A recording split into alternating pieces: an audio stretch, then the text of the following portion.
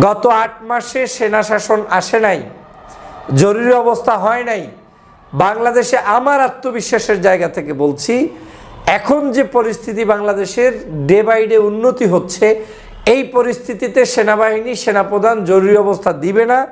এই বাংলাদেশে কোনো অবস্থায় তারা কোনো ওই ধরনের শাসন ব্যবস্থা, সামরিক শাসন করবে না। তাহলে এই ৮ মাস পর্যন্ত যারা ওয়াকারুজ্জামানের ভয় দেখাইলো, যারা বলল যে সেনাপ্রধান শেখ হাসিনার আত্মীয়, তাই বলে যে কোনো মুহূর্তে আসবে, তাহলে ৮ মাসে তো আসলো না। দেশে জরুরি অবস্থা জারি হতে যাচ্ছে, তাহলে কি সেনাপ্রধান আবারও বাংলাদেশে ফিরে নিয়ে আসতেছে আওয়ামী লীগ ও শেখ হাসিনাকে? এমন একটি নিউজ বর্তমান বাংলাদেশের সোশ্যাল মিডিয়াতে ভাইরাল হয়ে ছড়িয়ে পড়ছে। এইবার এই বিষয় নিয়ে আমরা পর্যালোচনা এবং তদন্ত করে বেশ কয়েকটি খুবই গুরুত্বপূর্ণ তথ্য এবং ভিডিও ফুটেজ পাই, যা আজকের ভিডিওতে সেগুলোই এক এক করে ধারাবাহিক তুলে ধরা হবে। যদিও আজকের ভিডিওটা কিছুটা লং হতে পারে, তবে আজকের ভিডিওতে জানতে পারবেন দেশে কি জরুরি অবস্থা জারি হতে যাচ্ছে, আর সত্যি সত্যি কি সেনাপ্রধান কি তাহলে সত্যি সত্যি শেখ হাসিনা ও আওয়ামী লীগকে দেশে নিয়ে আসতেছে। এইবার এই বিষয় নিয়ে এমন কিছু অজানা গোপন তথ্য জানতে পারবেন, যা জানলে আপনি ইতিমধ্যে অবাক হতে বাধ্য। সেই সাথে আরো জানতে পারবেন বর্তমান বাংলাদেশের রাজনীতির প্রেক্ষাপট আসলে কোন দিকে যাচ্ছে। বন্ধুরা চলুন ভিডিওতে আজকে আর বেশি কথা বাড়াবো না, সরাসরি আজকে আমরা চলে যাব মূল ভিডিওতে, আর সেখানে দেখবো আজকের ভিডিওর বিস্তারিত। গত ৮ মাসে সেনা শাসন আসে নাই, জরুরি অবস্থা হয় নাই। বাংলাদেশে আমার আত্মবিশ্বাসের জায়গা থেকে বলছি, এখন যে পরিস্থিতি বাংলাদেশের ডে বাই ডে উন্নতি হচ্ছে, এই পরিস্থিতিতে সেনাবাহিনী সেনাপ্রধান জরুরি অবস্থা দিবে না। এই বাংলাদেশে কোনো অবস্থায় তারা কোনো ওই ধরনের শাসন ব্যবস্থা, সামরিক শাসন করবে না। তাহলে এই ৮ মাস পর্যন্ত যারা ওয়াকারুজ্জামানের ভয় দেখাইলো, যারা বলল যে সেনাপ্রধান শেখ হাসিনার আত্মীয়, তাই বলে যে কোনো মুহূর্তে আসবে, তাহলে ৮ মাসে তো আসলো না। সেনাবাহিনী আমাদের সার্বভৌমত্বের প্রতীক। আমাদের দেশ রক্ষার জন্য একটা জায়গায় যখন সব কিছু শেষ হয়ে যায়, তখনও জনগণের সর্বশেষ আস্থাটা রাখতে হয় এই বাহিনীগুলোর প্রতি। তারা আমাদের দেশকে রক্ষা করবে। আমাদের সাধারণ নাগরিকরা বিশৃঙ্খল পরিস্থিতি তৈরি করলে সেটাকে সুশৃঙ্খল করার জন্য তারাই মাঠে ময়দানে থাকবে। গতকাল রাত থেকে আজ এখন পর্যন্ত গুজবের মধ্যে গিয়েছে বাংলাদেশ। ঢাকা শহর সহ বাংলাদেশের বিভিন্ন প্রান্তে মানুষদেরকে স্বস্তিতে থাকতে দেয়নি এক ধরনের মানুষ নামের বর্তমান সময়ের অনলাইনের কিছু কাপুরুষ, যারা বাংলাদেশের মানুষ শান্তিতে থাকুক সেটা চায় না, বাংলাদেশের মানুষ পবিত্র রমজানটা সুন্দরভাবে কাটাক সেটা চায় না। রাতভর গুজবের মধ্য দিয়ে তারা প্রচার করেছে বাংলাদেশে যে কোনো মুহূর্তে জরুরি অবস্থা জারি হতে পারে, সেনাপ্রধান ক্ষমতা নিয়ে নিতে পারে, সেনাবাহিনীর ভিতরে বিদ্রোহ চলছে, বিভিন্ন নানা কিসিমের বিভ্রান্তমূলক তথ্য জাতিকে উপস্থাপন করে বাংলাদেশি মানুষকে বিষিয়ে তুলেছে। আপনারা জানেন যে 5ই আগস্টের পরে বাংলাদেশের সাধারণ মানুষ আজ একটি স্বস্তির নিঃশ্বাস ফেলতে পেরেছে, এবং এই প্রথম পবিত্র রমজান, যেই রমজানটা কোনো ধরনের আপনার কাঁঠাল রানীর যে সকল রেসিপি, সেই সকল রেসিপি বাদ দিয়ে জনগণ সত্যিকার যেই সকল রেসিপি দিয়ে খাবার খেত, সেগুলো দিয়ে রমজান উদযাপন করছে, পালন করছে। নিরবিচ্ছিন্ন বিদ্যুৎ ব্যবস্থা, যেখানে কোনো ধরনের লোডশেডিংয়ের তেমন কোনো ব্যবস্থা নেই। বিনা লোডশেডিংয়ে মানুষগুলো তারাবির নামাজ পড়ছে, সেহরি খাচ্ছে। সেই জিনিসটা যেন সরকারের বাহিরে যারা অবস্থান করছেন বিভিন্ন জায়গায়, আওয়ামী লীগের দোসররা, তারা সহ্য করতে পারছে না। যে কোনো মূল্যে বাংলাদেশকে বিতর্কের মধ্যেই রাখতে হবে, মানে যে কোনো মূল্যে প্রতিটা দিন অশান্তির মধ্যেই রাখতে হবে। আপনারা এই বাংলাদেশের যে এই মুহূর্তের সরকার, এই সরকার 16 বছরের ঝঞ্ঝালের পরে ক্ষমতায় এসে তারা যে বসেছেন, এই বসার পরে রাষ্ট্রটা এক ধরনের ভিখারির মতো হওয়ার কথা, কারণ 16 বছরে এই দেশের কিছুই রেখে যায়নি। সেই জায়গা থেকে পবিত্র রমজানের আমাদের সকল দ্রব্যমূল্য নিয়ন্ত্রণে আছে, সব কিছু ভালোভাবে চলছে, কিন্তু সেই ভালো থাকাটাকে যেন কারো অশান্তির কারণ হয়ে দাঁড়িয়েছে, তারা আর থাকতেই দিচ্ছে না। হঠাৎ করে গতকালকে রাতের বেলা শুরু হয়েছে গুজব। সেই গুজবে জড়িত হয়েছে আওয়ামী লীগ, আওয়ামী লীগের সাথে জড়িত হয়েছে কিছু আজকের এই বাংলাদেশের যারা 24-এর গণ অভ্যুত্থানে অংশগ্রহণ করেছেন, এ ধরনেরও কিছু কিছু মানুষ যারা ইউটিউব কিংবা ফেসবুকে অ্যাক্টিভিস্ট হিসাবে পরিচিত আছেন, তারা যে কোনো মূল্যে যেন চেপে ধরে আওয়ামী লীগের সেই চাহিদা অনুযায়ী সেনাপ্রধানকে দায়িত্ব নিতে বাধ্য করছেন। তারা যে কোনো মূল্যে চেপে ধরে বাংলাদেশে জরুরি অবস্থা ঘোষণা করেই ছাড়বেন, এরকম একটা ভাব। মানে যেই সিদ্ধান্তটা সেনাপ্রধানের নাই, যেই সিদ্ধান্তটা ক্যান্টনমেন্টে নাই, যেই সিদ্ধান্তটা সরকারের মধ্যে নাই, এমনকি আজকের সরকারের একজন উপদেষ্টার সচিব যিনি ইতিমধ্যেই মন্তব্য করেছেন যে বাংলাদেশের কোথাও কোনো জায়গায় এই ধরনের পরিস্থিতি নেই এবং তিনি জানেন না যে এরকম জরুরি অবস্থা হতে পারে কিংবা হবে। তাহলে তারপরেও কারা এই ধরনের ষড়যন্ত্র করছে, যারা আজকের বাংলাদেশের মানুষের মধ্যে বিভিন্ন ধরনের ষড়যন্ত্র সৃষ্টি করছে?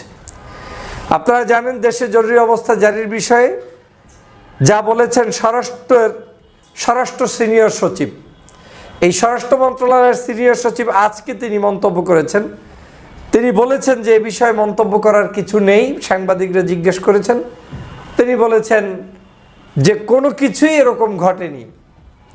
তারপরেও একটি গ্রুপ বাংলাদেশে এটাকে নিয়ে সারা রাত প্রচার করেছে।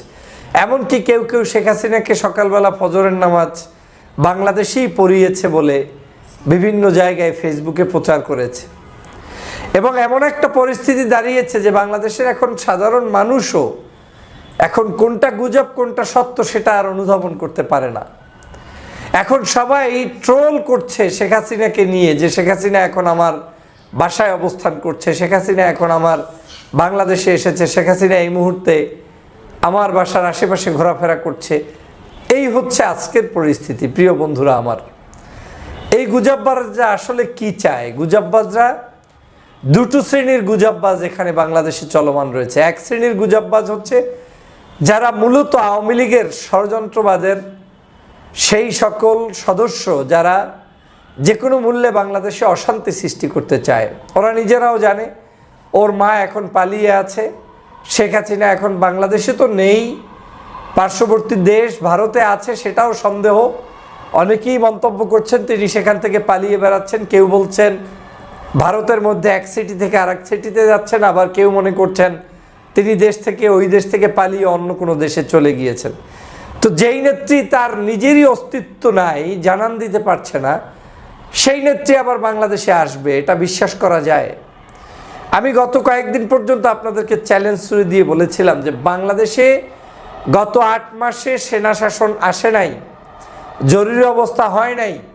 বাংলাদেশে আমার আত্মবিশ্বাসের জায়গা থেকে বলছি, এখন যে পরিস্থিতি বাংলাদেশের ডে বাই ডে উন্নতি হচ্ছে, এই পরিস্থিতিতে সেনাবাহিনী সেনাপ্রধান জরুরি অবস্থা দিবে না। এই বাংলাদেশে কোনো অবস্থায় তারা কোনো ওই ধরনের শাসন ব্যবস্থা সামরিক শাসন করবে না। এর অনেকগুলো কারণ আছে। এই সেনাপ্রধান সেই সকল ঝামেলার মধ্যে যেতে চায় না। গণতন্ত্রের প্রতি শ্রদ্ধা রেখে 5ই আগস্ট শেখ হাসিনাকে বাংলাদেশ থেকে কৌশলে তাড়ানোর ব্যবস্থা করে দিয়েছেন, বাংলার মানুষকে মুক্ত করে দিয়েছেন। সেনাবাহিনীও আমাদের সাথে একজন যোদ্ধা এবং পার্ট অফ দিস আমাদের এই মুভমেন্টের মধ্যে তিনিও একটা পার্ট। সেই জায়গা থেকে আমার বিশ্বাসের জায়গা থেকে বলছি তারা কখনোই নেবেন না। হ্যাঁ, তবে আমাদের মতো এই বাংলাদেশে আমরা যারা বলছি যে তারা নেবেন না, কিন্তু এই বিশ্বাসটা অবিশ্বাসে রূপান্তরিত হতে পারে তাদের মতো কিছু ব্যক্তিগোষ্ঠীর কারণে, যারা চেপে ধরে সেনাবাহিনী প্রধানকে যে কোনো মূল্যে ক্ষমতা নেওয়ার জন্য উৎসাহ প্রদান করছেন। সেনাবাহিনী বারবার বলছে নিব না, তারপরেও আপনি বলছেন নিবে। সেনাবাহিনী বারবার বলছে কোনো দুরভিসন্ধি নাই, তারপরেও আপনি বলছেন দুরভিসন্ধি আছে। এভাবে করে করে জেনারেল ওয়াকারুজ্জামানকে যদি কেউ ফাঁপিয়ে তুলে, ফাঁসিয়ে তুলে কিংবা তাকে ক্ষিপ্ত করে তুলে, তখনকার পরিস্থিতি কি হবে সেটা নিয়ে আমার কোনো অগ্রিম মন্তব্য নেই। কিন্তু আমার ধারণা এখন পর্যন্ত সেই ধরনের সুযোগ পরিস্থিতি বাংলাদেশে হয়নি। তাহলে আপনারা কেনই বা ভাই সারা রাত গুজব করে, কেনই বা ভাই যে কোনো নিউজের কোনো আগামাতা না পেয়ে সাথে সাথে জাতির কাছে সেটাকে ভিউ ব্যবসার জন্য কিংবা ভিন্ন কোনো উদ্দেশ্যে আপনি সেটা প্রচার করে জনগণকে কেন বিভ্রান্ত করলেন? বাংলাদেশের অনেক মানুষ আছে যারা ইউটিউবে, ফেসবুকে আপনার ওই ভিডিওটা আগামী 1 দিন পরে, 2 দিন পরে, 10 দিন পরেও দেখবে। ওই লোকের কাছে ওই দিনই এটা নতুন, উনি ওই দিনই মনে করবে যে আজকে মনে হয় সেনা শাসন আসছে। অথচ এই ঘটনার যে কোনো সত্যতা নেই তা তো আজকের জাতি দেখতে পেলেন। আমি আজও বলছি, চ্যালেঞ্জ দিয়ে বলছি, আমার এই বক্তব্য আপনারা 3 মাস 5 মাস পরে দেখেন, সেদিনও যদি বের করতে পারেন, মানে যদি আমরা কোনো ধরনের চাপ সৃষ্টি না করি যে সেনাবাহিনী আসেন, এমন কোনো বিশৃঙ্খলা আমরা না করি, তাহলে কোনোদিনই 5 মাস পরেও আমার এই কথা সত্য হবে যে না, তারা নিবে না। আমি 8 মাস আগেও জেনারেল ওয়াকারুজ্জামান সম্পর্কে ভিডিও দিয়েছি, ফেসবুকে ঢুকে দেখতে পারেন। আজও একই জায়গায় তার কথা বলছি, এখনও শুনছেন। তাহলে এই 8 মাস পর্যন্ত যারা ওয়াকারুজ্জামানের ভয় দেখাইলো, যারা বলল যে সেনাপ্রধান শেখ হাসিনার আত্মীয় তাই বলে যে কোনো মুহূর্তে আসবে, তাহলে 8 মাসে তো আসলো না। সেনাবাহিনী আমাদের সার্বভৌমত্বের প্রতীক। আমাদের দেশ রক্ষার জন্য একটা জায়গায় যখন সব কিছু শেষ হয়ে যায়, তখনও জনগণের সর্বশেষ আস্থাটা রাখতে হয় এই বাহিনীগুলোর প্রতি। তারা আমাদের দেশকে রক্ষা করবে। আমাদের সাধারণ নাগরিকরা বিশৃঙ্খল পরিস্থিতি তৈরি করলে সেটাকে সুশৃঙ্খল করার জন্য তারাই মাঠে ময়দানে থাকবে। অতএব তাদেরকে বিতর্কিত করে কোনো লাভ নেই, অনাহুত বিতর্কিত করা যাবে না। আমাদের এই বাংলাদেশকে সম্মিলিতভাবে এগিয়ে নিয়ে যেতে হবে।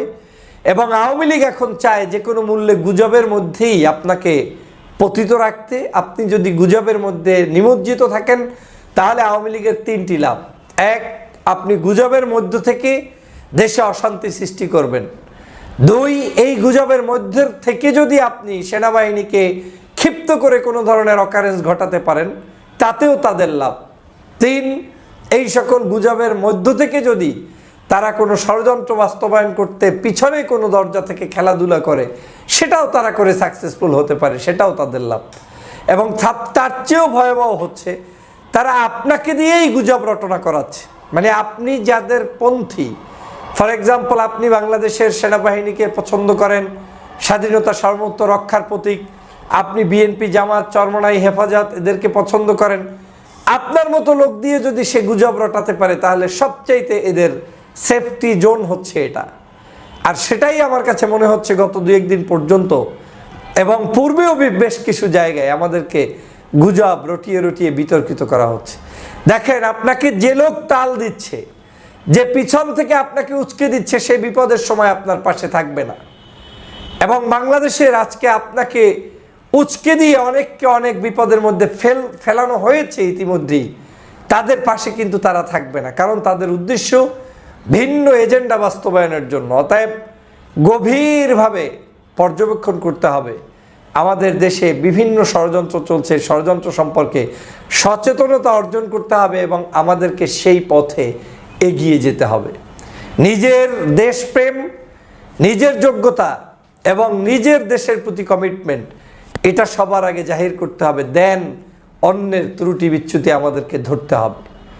আমাদের এই পবিত্র মাহে রমজানের এবং ঈদের এই প্রাককালে আমাদের জনতার প্রতি আহ্বান থাকবে, আসুন আমরা সবাই মিলে ঐক্যবদ্ধভাবে বাংলাদেশকে এগিয়ে নিয়ে যাই, গুজব মুক্ত একটি বাংলাদেশ গঠন করি এবং বাংলার মানুষের কল্যাণে আমরা সম্মিলিতভাবে কাজ করি। সবাই ভালো থাকবেন, সুস্থ থাকবেন, শান্তিতে থাকবেন। এবং আপনাদেরকে নিশ্চিত করছি, আমি ঢাকা শহর থেকেই বলছি, কোথাও কোনো সমস্যা নেই, সব আরামে চলছে, মানুষ ভালো আছে, খাদ্য, বস্ত্র, বাসস্থানের কোনো অভাব নেই। রমজান মাস এত সুন্দর সুশৃঙ্খলভাবে হয়েছে, যেটা আমি ভাষায় প্রকাশ করতে পারবো না। আমি অন্তর্বর্তীকালীন এই সরকারকে ধন্যবাদ জানাই, বিশেষ করে বাণিজ্য মন্ত্রণালয়ের যে দায়িত্বে আছেন উপদেষ্টা জনাব বশির আহমেদ সাহেবকে ধন্যবাদ জানাই, যে নীরবে নিবৃতে ক্যামেরার সামনে না এসে পিছনে থেকে এত সুন্দরভাবে রমজান মাস আমাদেরকে অতিবাহিত করার সুযোগ করে দিয়েছেন, দ্রব্যমূল্য নিয়ন্ত্রণে রাখতে পেরেছেন। আপনাকে, ডক্টর মোহাম্মদ ইউনূস সাহেবকে এবং বাংলাদেশ সেনাবাহিনীর প্রধান জেনারেল ওয়াকারুজ্জামান সাহেব সহ পশ্চিমবাংলা, সিকিম, আসাম না, মেঘালয়া, ত্রিপুরা, 1, 2, 3, 4টে না, মানে বাংলাদেশ, এই যে ম্যাপটা দেখছেন, বাংলাদেশ এই টোটাল দেশটার আশেপাশে ঘিরে আছে ভারতের কয়টি রাজ্য, সেটাই আমি একটু দেখছি। পশ্চিমবাংলা, সিকিম, মেঘালয়া, ত্রিপুরা, এই 4টি রাজ্য বাংলাদেশের সাথে বর্ডার শেয়ার করে। তো এখন আমরা সংবাদ মাধ্যমে আপনারা নিশ্চয়ই ইতিমধ্যে খবর পেয়ে গিয়েছেন যে শেখ হাসিনা বর্ডারের ধারে কাছেই চলে এসছে, সীমান্তের পাশে চলে এসেছে এবং যে কোনো সময় তিনি বাংলাদেশে ঢুকে যেতে পারে। তো এই বিষয়ে বিশেষ কিছু তথ্য আমি আপনাদের জন্য এনেছি। সীমান্তের কাছে তিনি চলে এসেছেন, কিন্তু কথা হচ্ছে কোন সীমান্তের কাছে তিনি এসেছেন এবং বর্তমানে এখন কি অবস্থায় আছেন। তো এই বিষয়ে বিশেষ কিছু তথ্য আপনাদেরকে জানাতে আসলাম। কিন্তু তার আগে একটা বিষয় নিয়ে একটু সংক্ষেপে কথা বলা দরকার। সেটা হচ্ছে আজকে সকাল থেকে, বিশেষ করে আজকে সকাল থেকে আমি আমার প্রত্যেকটি ভিডিওর কমেন্ট বক্সে একটা কমেন্ট ব্যাপক হারে পাচ্ছি এবং বিভিন্নভাবে আপনারা আমাকে লিখছেন যে ভাই কি হলো, সারা মার্চ মাস ধরে গলার জোর করে চেঁচিয়ে চেঁচিয়ে তোমরা বলে গেলে যে 23শে মার্চ নিশ্চিতভাবে শেখ হাসিনা বাংলাদেশে ঢুকছে। একেবারে বুক বাজিয়ে গলার জোর দিয়ে তোমরা যে আমাদেরকে আশ্বাস দিলে আজ 24শে মার্চ, সেই জন্যই আপনারা কমেন্ট করা শুরু করেছেন আমার সকাল থেকে আপলোড করা ভিডিওগুলোতে যে 23শে মার্চ পার হয়ে 24শে মার্চ হলো আজকে, কিন্তু শেখ হাসিনা কই। সারা মার্চ মাস ধরে তোমরা গলা বাজিয়ে বলে আসলে যে শেখ হাসিনা নিশ্চিতভাবে, আমি আশ্বস্ত করছি, আমরা আপনাদেরকে বিশ্বাস দিচ্ছি, এইভাবে তোমরা বলে আসলে, কিন্তু 23শে মার্চ তো ছাড়ো, 24শে মার্চেও আমরা শেখ হাসিনার দেশে ফেরার কোনো খবর পাচ্ছি না। তো সেই বিষয়টা আপনাদের কাছে একটু ক্লিয়ার করতে চাই। আপনারা যারা আমাকে ভালোবাসা দিয়েছেন, আমাকে প্রতিনিয়ত শোনেন, আমার কথাগুলো বিশ্বাস করেন, ভরসা করেন, তাদের কাছে এই বিষয়টা ক্লিয়ার করা আমার একটু দায়বদ্ধতাও রয়েছে। সর্বপ্রথম দেখুন, আপনাদেরকে বলতে চাই, যারা আমার ভিডিও রেগুলার দেখেন, আমার আপডেট রেগুলার শোনেন, আশা করি তাদের মনে এই সংশয়টা নেই এবং তারা আমাকে এই বিষয়ে কোনো প্রশ্ন করবে না যে 23শে মার্চে ভাই তোমরা বলেছিলে শেখ হাসিনা বাংলাদেশে প্রবেশ করবে, কিন্তু কেন আসেনি। এই প্রশ্নটা তারা আমাকে করবে না যারা প্রতিনিয়ত আমার খবরগুলো শোনে। কারণ আজ পর্যন্ত কয়েক শত ভিডিও বাংলাদেশের রাজনীতি নিয়ে আমি বানিয়েছি, কিন্তু আজ পর্যন্ত এমন একটাও ভিডিও কেউ আমাকে দেখাতে পারবে না যেখানে আমি দাবি করেছি যে 23শে মার্চ তো ছেড়ে দিন, এই বছরেও শেখ হাসিনা বাংলাদেশে প্রবেশ করছে, এরকম নিশ্চিতভাবে আমি কোনো দাবি করেছি। 23শে মার্চ শেখ হাসিনা বাংলাদেশে ঢুকছে, এটা তো অনেক বড় কথা। আমি কখনোই কোনো ভিডিওতে এই টুক করে শেখ হাসিনা বাংলাদেশে ঢুকে যাবে, এইভাবে শেখ হাসিনা বাংলাদেশে ঢুকছে, এই অমুক তারিখে শেখ হাসিনা বাংলাদেশে ঢুকছে, এরকম কোনো ভুয়ো মিথ্যে আশ্বাস আজ পর্যন্ত আমি একটাও ভিডিওতে আপনাদেরকে দিতে পারিনি। বুক বাজিয়ে এ কথাটা বলতে পারি যে শুধুমাত্র কিছু ভিউজের লোভে দর্শকদেরকে, যারা আমাকে ভালোবাসা দিয়েছে, তাদের সাথে বেইমানি আমি করতে পারবো না, যার জন্য এরকম কোনো ভিডিও ওই জোয়ারে ঘা ভাসিয়ে আমি বানাইনি। আমি আমার প্রত্যেকটা ভিডিওতে এই দাবি করেছি যে শেখ হাসিনা দেশে ফিরবেন এবং এটাও বলেছি যে নির্বাচনের মাধ্যমেই ফিরবেন, তবে এখন নয়, আরও কিছুটা সময় লাগবে, বেশ কিছুটা সময় লাগবে। আমার প্রতিটা ভিডিওতে আমি এই দাবিটাই করেছি। আমি এমন কোনো দাবি কোনো ভিডিওতে করিনি যেটা ক্ষণিকের একটা কিক দেবে দর্শকদেরকে, যেটা ট্যাকসই, যেটা সত্য, যে খবরটার ভিত্তি আছে, সেটাই আমি আমার দর্শকদের সামনে উপস্থাপন করি। সামান্য কিছু ভিউজের লোভে আমি দর্শকদেরকে এমন কোনো খবর শোনাই না, তাদের সামনে উপস্থাপন করি না যেটার কোনো ভিত্তি নেই। সুতরাং আশা করি এই প্রশ্নের জবাব আপনারা ইতিমধ্যেই পেয়ে গিয়েছেন, এবং যারা আমাকে রেগুলার ফলো করে তাদের মধ্যে এই সংশয়টা থাকবে না আমি নিশ্চিত, কারণ তারা জানে আমি কিভাবে কথা বলি এবং কিসের উপরে ভিত্তি করে কথা বলি। তো এ বিষয়টা ক্লিয়ার হয়ে গেল যে আজ পর্যন্ত যত ভিডিও বানিয়েছি কোনো ভিডিওতেই আমি নিশ্চিত করে দাবি করিনি যে 23শে মার্চ বাংলাদেশে শেখ হাসিনা ঢুকছে। এবার দ্বিতীয় প্রসঙ্গটায় আসি। বিগত কাল থেকে একটা খবর বাজারে আবার প্রচলন শুরু হয়ে গিয়েছে, তারাই প্রচার করছে যারা 23শে মার্চ বাংলাদেশে শেখ হাসিনার প্রবেশ করার খবরটা নিয়ে একেবারে আপনাদেরকে সিওরিটি দিয়েছিল, নিশ্চয়তা দিয়েছিল যে 23শে মার্চ বাংলাদেশে ঢুকছে শেখ হাসিনা। কিন্তু আজ কিন্তু তারা চুপ, আজ কিন্তু কোনো কথা বলছে না যে 23শে মার্চ কেন ঢুকলো না।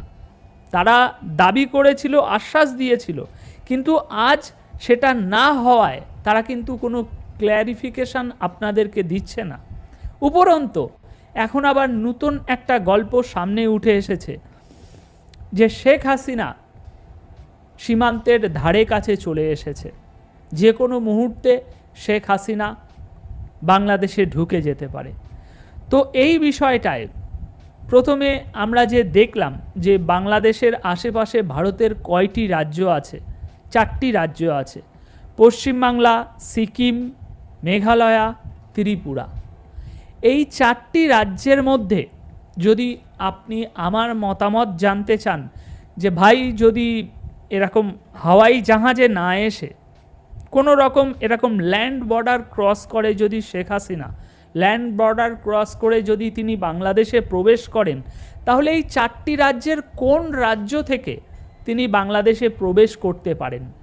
আমার মতামত যদি জানতে চান তাহলে আমি বলবো এরকম যদি কোনো ঘটনা ঘটে তাহলে তিনি পশ্চিমবাংলার বর্ডার দিয়েই বাংলাদেশে প্রবেশ করবেন। এর বিশেষ কয়েকটি কারণ আছে, এখন সেই বিশদ ব্যাখ্যায় আমি যেতে চাইছি না, এটা আমার মতামত যে তিনি পশ্চিমবাংলার মধ্যে দিয়েই বাংলাদেশে প্রবেশ করতেন যদি এরকম কোনো ঘটনা হতো। এবার পরবর্তী যে প্রসঙ্গটি আসে সেটা হলো পশ্চিমবাংলা বাদে আরও যে 3টি রাজ্য আছে সেখান থেকেও তো শেখ হাসিনা বাংলাদেশে প্রবেশ করতে পারে। হ্যাঁ, সেটাও করতে পারে, আমার মতামত পশ্চিমবাংলা, কিন্তু তা বাদে আরও যে 3টি রাজ্য আছে সেখান থেকেও প্রবেশ করতে পারে। কিন্তু আসল প্রশ্ন যেটা যে শেখ হাসিনা বর্ডারের ধারে কাছে চলে এসেছে, যে কোনো সময় বাংলাদেশে ঢুকে যেতে পারে, এই বিষয়টার সত্যতা কি? দেখুন, এই বিষয়টা কতটা সত্য সেটা আমরা যদি একটু তলিয়ে ভাবি তাহলেই বুঝতে পারবো এর সত্যতা আর মিথ্যেতা, এর সত্যতা আর মিথ্যে নাকি গুজব, পুরো বিষয়টা। দেখুন, আমার মত অনুসারে শেখ হাসিনা যদি পশ্চিমবাংলা দিয়ে প্রবেশ না করেও সিকিম, মেঘালয়া এবং ত্রিপুরার কোনো রাজ্য দিয়ে তিনি বাংলাদেশে প্রবেশ করে এবং এই মুহূর্তে সিকিম, মেঘালয়া, ত্রিপুরা যে কোনো একটি রাজ্যের সীমান্তে তিনি যদি অবস্থান করতেন, তাহলে সেখানে পশ্চিমবাংলার মুখ্যমন্ত্রী মমতা বন্দ্যোপাধ্যায় কিন্তু এখন ফুল হাই অ্যালার্ট মোডে চলে আসতেন। কারণ এই মুহূর্তে যদি সীমান্তের ধারে বাংলাদেশের প্রধানমন্ত্রী অবস্থান করেন এবং তিনি যদি বাংলাদেশে প্রবেশ করেন, তাহলে ব্যাপক বড় একটা ভূচাল সৃষ্টি হবে এই মুহূর্তে। সেটা তো বাংলাদেশে, সেটা তো আর বলে দিতে হয় না, তাই না? এবং তিনি যদি এই বাংলাদেশের পার্শ্ববর্তী কোনো রাজ্যের সীমান্তের আশেপাশে শেখ হাসিনা অবস্থান করেন, তাহলে নিশ্চিত সেই খবর মমতা বন্দ্যোপাধ্যায়ের কাছে থাকবে না, এমনটা আমি মনে করি না। সুতরাং যদি শেখ হাসিনা বাংলাদেশের আশেপাশের কোনো রাজ্যে সীমান্তের পাশে অবস্থান করেন, তাহলে মমতা বন্দ্যোপাধ্যায় আমি 100% গ্যারেন্টি দিয়ে বলতে পারি মমতা বন্দ্যোপাধ্যায়ের কাছে এই খবর জানা থাকবে এবং এই খবরটি জানার পর মমতা বন্দ্যোপাধ্যায় ফুল হাই অ্যালার্টে থাকবে। কারণ যে কোনো মুহূর্তে বাংলাদেশের ভিতরে যে কোনো কিছু হয়ে যেতে পারে এবং বাংলাদেশের সাথে সবথেকে বড় বর্ডার শেয়ার করা রাজ্য হচ্ছে পশ্চিমবাংলা। সুতরাং বাংলাদেশের মধ্যে এরকম হঠাৎ একটা বিশাল অস্থিতিশীল পরিবেশ তৈরি হলে পশ্চিমবাংলায় একটা ব্যাপক চাপ আসতে পারে। সেই জন্য পশ্চিমবাংলার সরকারকে সব সময় বর্ডারে তার গতিবিধি ঠিক রাখতে হবে এবং পশ্চিমবাংলার সরকারকে একদম পুরোদমে প্রস্তুত থাকতে হবে। বিষয়টা আশা করি আমি বোঝাতে পারলাম আপনাদেরকে। কিন্তু এখানে আয়রনি একটা ব্যাপার দেখুন, বর্তমানে পশ্চিমবঙ্গের মুখ্যমন্ত্রী মমতা বন্দ্যোপাধ্যায় তিনি এখন কোথায় আছে জানেন? তিনি নিজে কোথায় অবস্থান করছেন জানেন? তিনি আজ লন্ডনে পৌঁছেছেন। তিনি ভারতবর্ষে নেই, পশ্চিমবঙ্গ তার রাজ্যে তিনি এখন নেই। তিনি বর্তমানে এখন আজ লন্ডনে পৌঁছেছেন একটি বক্তৃতা দেওয়ার জন্য। সুতরাং এখান থেকে আমরা স্পষ্ট, বিশেষত আমার মতামত, আমার ব্যক্তিগত মতামত এটা, যে বাজারে এই যে খবরটি এখন ভেসে বেড়াচ্ছে যে শেখ হাসিনা সীমান্তের আশেপাশে চলে এসেছে, আমার দর্শকদেরকে আমি আশ্বস্ত করতে চাই এবং তাদেরকে এই ভ্রান্ত ধারণা থেকে, অন্ততপক্ষে আমার দর্শকগুলোকে এই ভ্রান্ত ধারণা থেকে আমি বের করে নিয়ে আসতে চাই এবং সত্য কি সেটা তাদের সামনে রাখতে চাই।